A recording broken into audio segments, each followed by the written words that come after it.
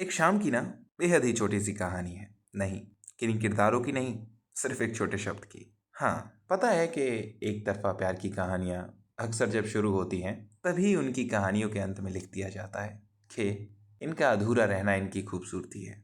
हो सकता है, लेकिन खूबसूरत चीज़ ये भी तो है कि ये बात कभी दर्द नहीं देती।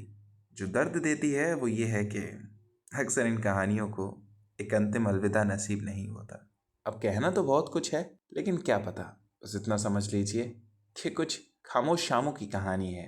एक सवाल से शुरू है और फिर उसी सवाल पे ख़त्म कि जाना ज़रूरी है क्या। खैर, अब जा रहे हो तो ये फैसला भी सर आँखों पे है। बस याद रखना कि इस डगर इसी रास्ते पे जब भी लौट के आओगी तो यहीं इसी किनारे मैं बैठा रहूँगा। बहुत बुरी आदत है इंतज़ार करने की मेरी। क्या करूँ, बदलना चाहूँगा भी तो भी इतनी आसानी से नहीं बदल पाऊँगा। तो तुम जाओ और याद रखना, पलटना मत, क्योंकि तुम अगर पलट गई तो मुझे तुम्हारे लौटने की उम्मीद हमेशा रहेगी।